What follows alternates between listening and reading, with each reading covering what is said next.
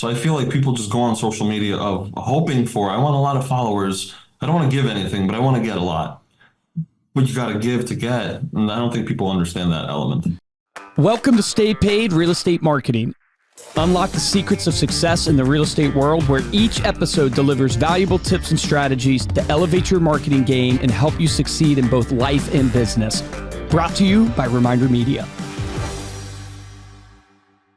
Welcome to Stay Paid Real Estate Marketing. I'm Joshua Stike along with Luke Acree, and our guest today needs no introduction. If you've been a longtime listener of Stay Paid, I think this is his fourth appearance. Does he have the most appearances? Ties your brother. Stephen Acree. Dude, that shows you how special you are, my man. On Stay Paid. Yeah, geez. This guy's been a longtime supporter of the podcast and what we're trying to do here at Reminder Media. He's a social media star, leader of Orbis Group Real Estate, closing over $55 million with his team at Real Brokerage. Ed Stulak, welcome back, brother. Oh, man, what a welcome. I feel the hugs from across the camera, virtual love. Exactly. You're across the river, too, you know what I mean? Like, you're over in Jersey, and we're here in Philadelphia. But, man, you've been, I remember, like, you were one of our first in-house interviews way back when we had started this podcast, and one of the only guys who was brave enough to give us a shot, to be interviewed by these numbnuts. But you're crushing it, man. Like, you, not only obviously you have a successful real estate team, we were just talking before the podcast. You have a huge downline at Real, so you're a master at agent attraction. You have a new book in the works that I want to pick your brain on, because this guy, listen up, people, like, this person is not only a practicing real estate agent, right, and actually selling homes, but, grew his social media following. How many followers do you have now on Instagram and stuff? 53. Yeah, 53,000. Master at social, did courses on it, recruited people into his Real downline at a massive level, and now has a book. What is it called? Expose Yourself? Is that what you're calling it? Yeah. Expose Yourself, how to build an online brand that attracts millions. Oh, man. And it's all through nudity. I'm just kidding. Go ahead, Ed. Tell us about what's the concept behind Expose Yourself. Why are you writing the book? So not nudity, but that would be a book. That would be a sequel. So no, Expose Yourself is just all about, honestly, getting more exposure out there for your personal brand, your company, your business that you're growing, and how to go about it online, the attractive way, the sexy way, and really what matters online when it comes to posting content. The old days of when we even did our first podcast, those pieces of advice that we chatted about could probably still work today, but a lot of things have changed over time. So what is Evergreen that we could talk about on today's show that will matter 50 years from now also? And so that's what this book is about, like the things that actually matter that will really sustain your brand, build up a nice, reputable image for you, your business, and the company and the vision that you're trying to grow, and how to get more exposure, how to get more likes, more leads, more followers, so on and so forth. So break down for me, because, when I think about content that hooks, I tend to think about like clickbait, timely content. I don't tend to think evergreen. So what do you mean by like this idea of evergreen, like it's going to last years? What's kind of the thought process behind there? Today, if I were to tell you, hey, let's try to implement the whole follow for follow strategy of I follow you and then you guys follow back. Yeah, that's not going to work very well. Yeah, it worked 10 years ago. Yeah. Today, it's a bit of a different story. If there's not more of a personal approach, if there's not more of a rapport that you're going to try to establish with one another, there's not going to really be a future between you two. Like, for example, before this chat, I was on Instagram. I got a message from a new girl that I connected with over in DC. I was just at a networking event over there. She reaches out to me, nice little message of, hey, it was great chatting with you. So good to meet you. Can't wait for, your business to, well, okay, great. And I sent her a video message saying, hey, Lisa, so good to have connected with you. I know you have the moving company that we chatted about, like whatever you need from me. You want to brainstorm, you want to pick my brain or mastermind. Like, I'm here. Let's talk. Let's really get to know each other more if we can, outside of just liking our stuff, let's talk more.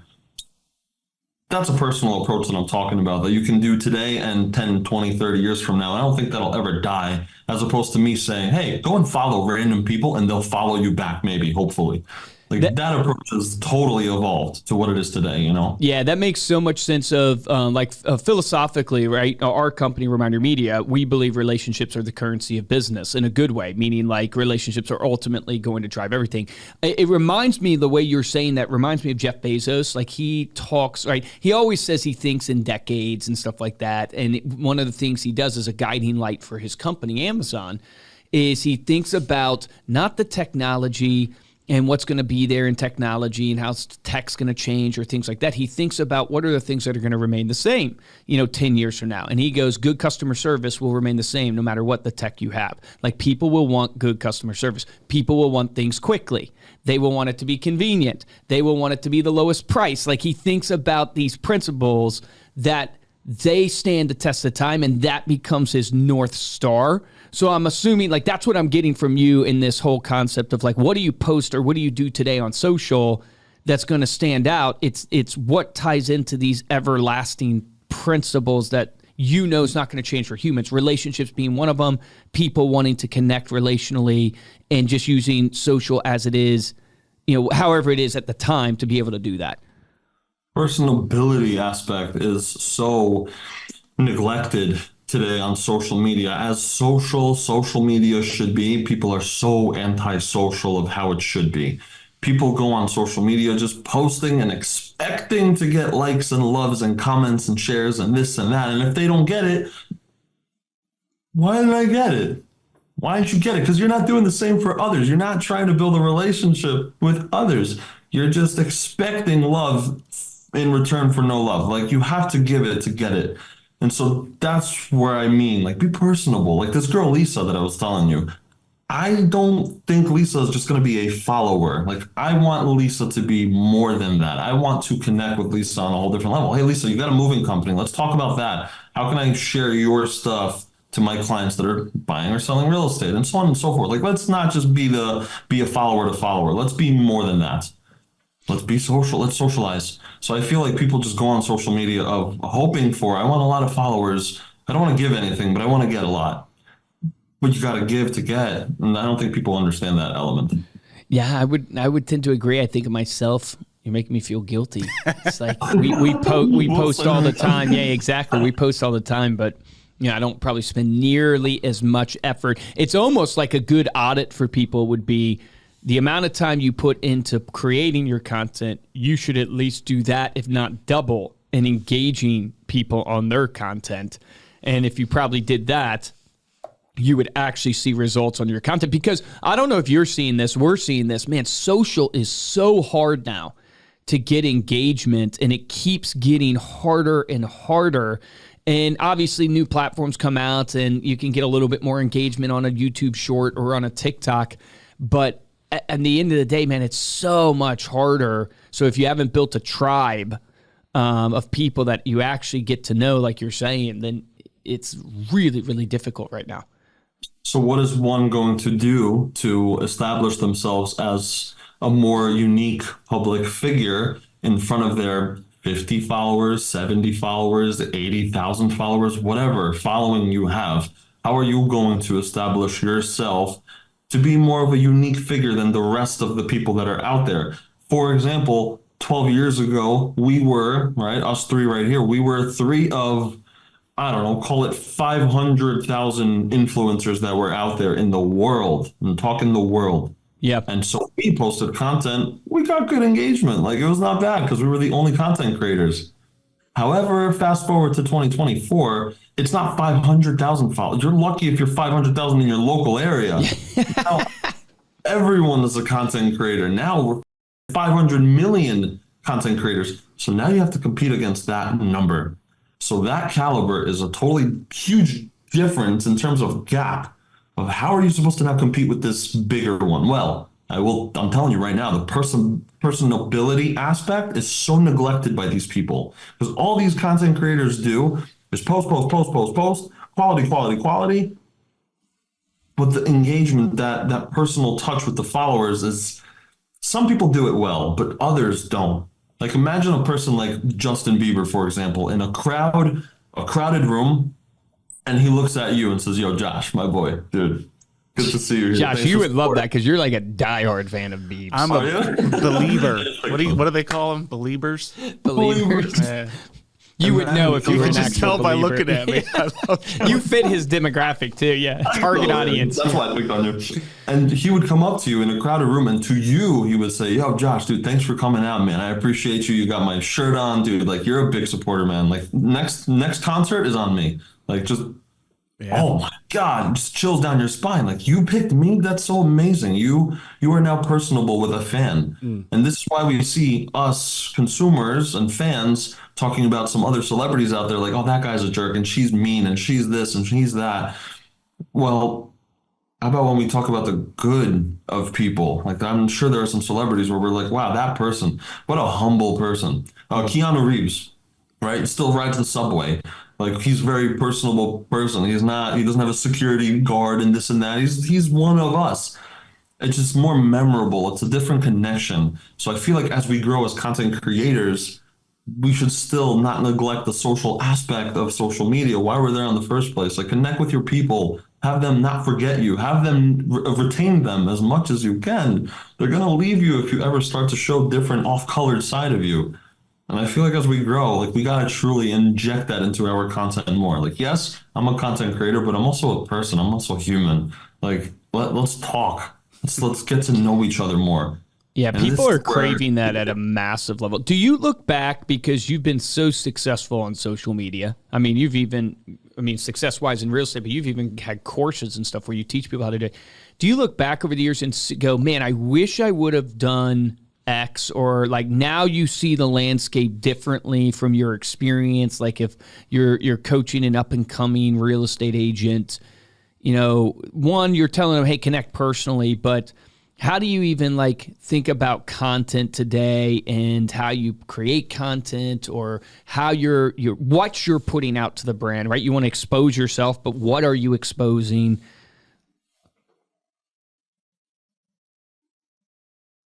The five elements that I believe are the most attractive when it comes to content are, and I always talk about the five things that sell really well today. That's animals, babies, children, education, entertainment, and then sex. Like, these are the five components that sell really well. Anytime I see one of these five elements on my social media, like, I'll stop and I'll engage because it catches my attention. If there's an animal, there's a baby, there's children, what I mean by children and baby, like, if I see a family, Yep. if I see Josh, if I see you, Luke, if I see you guys with a family, I'll be like, wow, that's a whole different side of him. Like, Luke's not just the guy that's selling, marketing, branding, does a podcast. Like, no, he's a family man. Like, he's got a family also. That's that stuff. So this is where I see those five elements. They will truly make you pause and engage. So over time, I've noticed the one element though that has done the best is entertainment and sex, I must say. But entertainment. That's it. We're doing a Kim Kardashian. Kim No, I'm just kidding. Kardashian. That's right. Josh is Heard like, it here whoa, first, man, okay." man, this state page went really off the rails in 2024 now. Great advice. Oh, man. But entertainment, like what we just did right now, that was entertaining. That was valuable because we laughed, we shared an emotion. So I feel like the content that should be created today is something that sparks emotion, whether it's funny, laughter, sad, dramatic, cinematic, emotional. Like, these types of emotions are the best captured in an entertaining piece of content.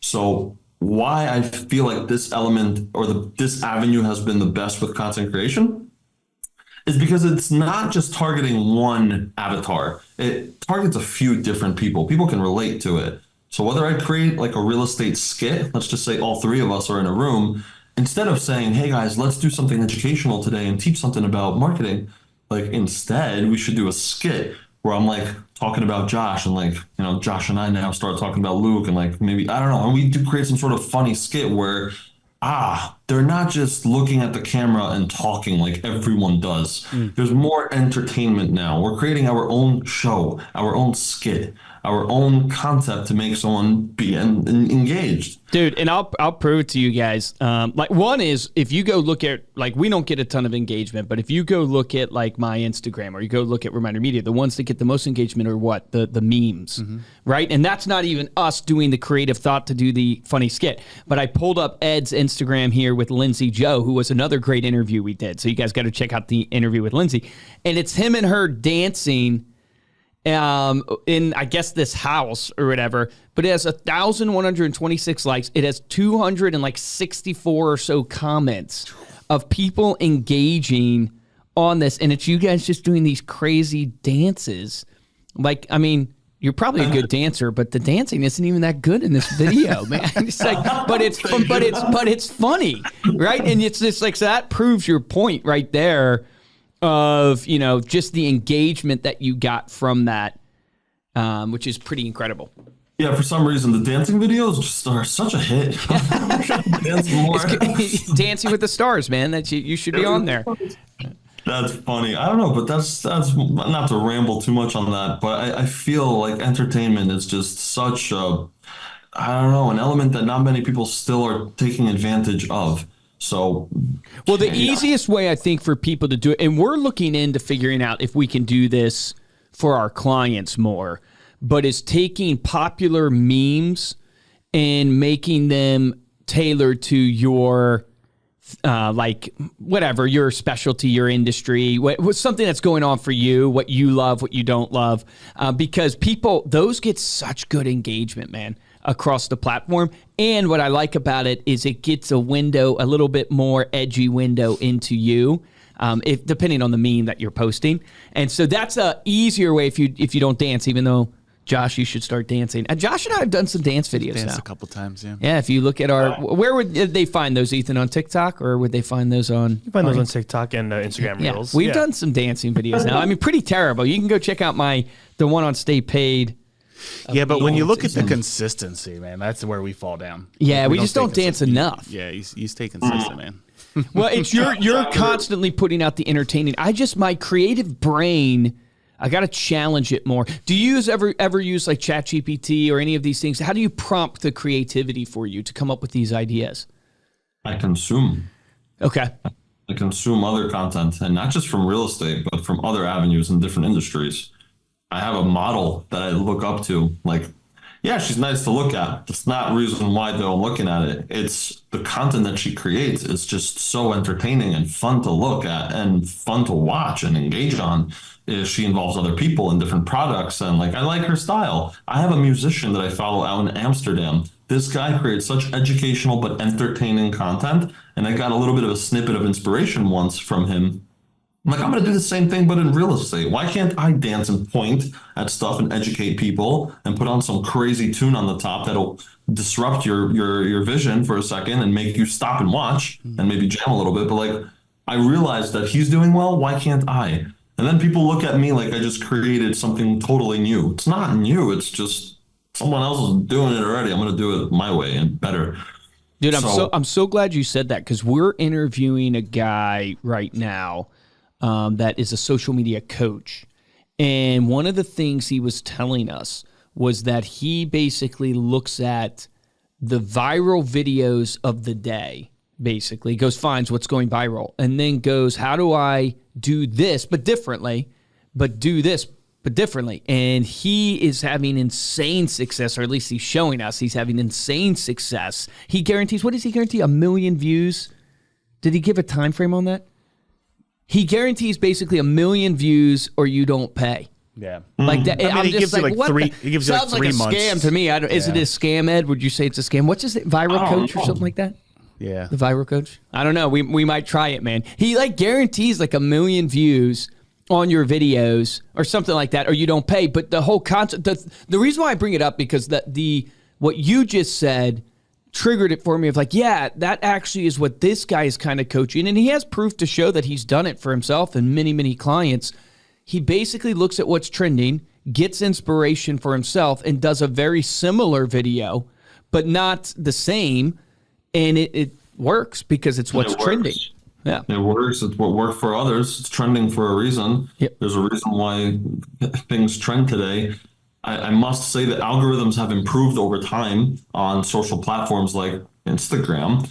Instagram was a little bit more not so organic, I could say, a while back, just because, again, there was not that many users. So anytime you posted something, like, sure, the followers that follow you, you follow them, of course you're going to see it now.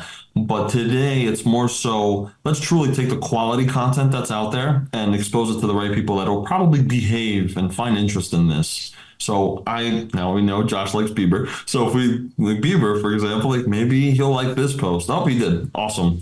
Right. So like you have to kind of understand. I hope that sticks. I hope it sticks that people It'll follow me around think you like Bieber. for the next 500 episodes. It's like the antithesis to what you probably like. You're more of a Beatles guy, but you're exactly right. Like Instagram is serving to you now the content that it thinks you better than it used to. Yeah, so now I see content popping up and I see that it does well.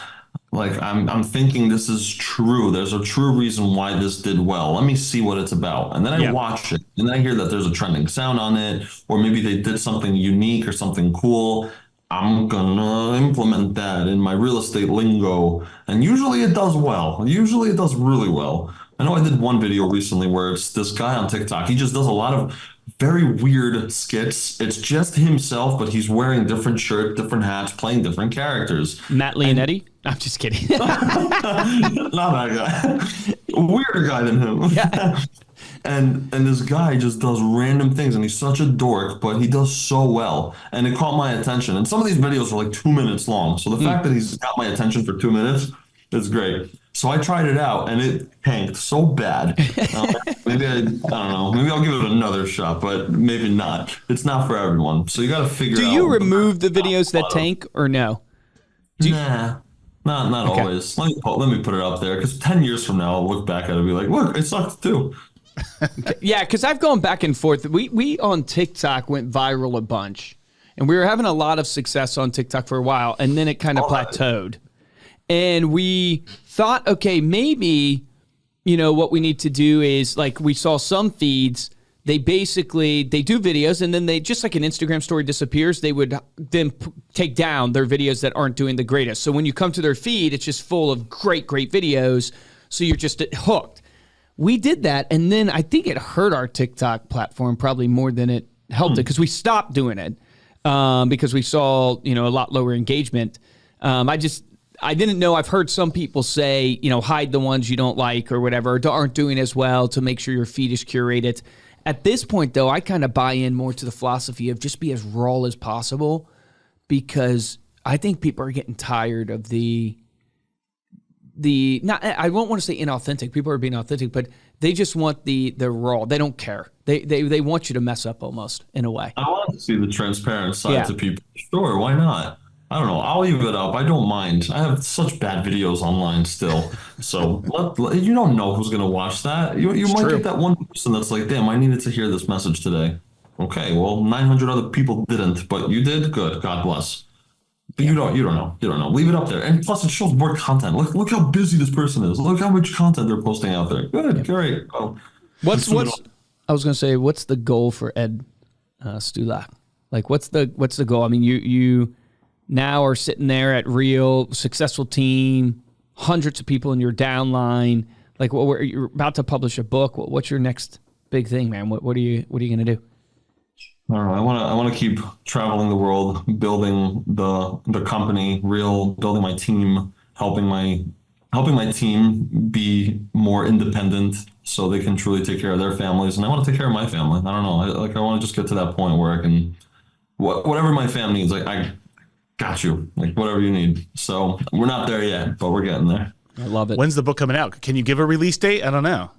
This is embarrassing. I've been writing it for 3 years now, and finally, but this is your kick in the butt to get it finished. Like, I'm right around the corner. My coach definitely gave me a verbal kicking the other month. She was like, "You got to get this done. You're holding back so much goodness." And I don't want it to be an irrelevant book, so I wanted to make sure that as perfect as it can be. I don't want any fluff in there. I want just straight, like tactical stuff. You can read 2 pages and be like, oh my God, this is exactly what I needed. And I don't want there to be fluff about my stories and this and that. No, it's like, all do this and you'll do good. I promise. Just do that stuff. Yeah, and very then, tactical. I love those books. yeah, so I don't want to fluff it up. So that's why I've been prolonging it so long. But now it's done. The cover is done. We're like there. We're there. So a date, a month, maybe. So, Dude, massive respect to you, because Luke and I went down this path of starting to write a book, and we are like, oh my God, that's what it takes to write a book? It's like, we can't do this. I'm just kidding. Insane. We probably should write a book. So now it's like people are asking me, oh, you wrote it through ChatGPT. No, I didn't write it through ChatGPT. It's just been taking me so long. So now I got to really get it going. But anywho, that's the book. So awesome, man. Ed, thank you so much for coming back. As always, amazing content, amazing advice for everybody listening. Before we close out, let people know how they can connect with you. Ed Stulak, EDSTULAK, everywhere. Everywhere. Everywhere. All right, there you go. All right, man. Thanks, Ed. And thank you all so much for listening. You can get the show notes to this week's episode over at staypaidpodcast.com. If you enjoyed this episode and want to show your support, head on over to Apple Podcasts, drop us a 5-star review along with a comment, and we will read it here on the show. And the best way to support the show is simply share this episode with someone that you know. Maybe share it on your social media. Make a fun dancing video out of it. If you want to get hold of me or Luke, you can email us at podcast@remindermedia.com. And of course, you can follow us on social media. We're at Stay Paid Podcast. For this episode of Stay Paid, I'm Joshua Stike. Guys, I'm Luke Acree. Ed, man, appreciate you, brother. Always love having you on to catch up. You're the real deal. You're crushing it. Love seeing your growth over the years. Here's my action item for everybody. I think you got a really good tactic there. You really could, right today, go engage with your following, sending them a personal message so you bring back actual personality to what you're doing. But I want you to actually go on your Instagram, TikTok, your social media of choice, find a trending video that sparks your inspiration and do one of your own versions of that trending video and post that to your social media feed. And let's test this whole strategy of, hey, this is trending, this is popular right now. You do your version of it and post it to your feed and see what happens. Remember, the difference between top producers and mediocre producers in every business is top producers take action. Take action on that today.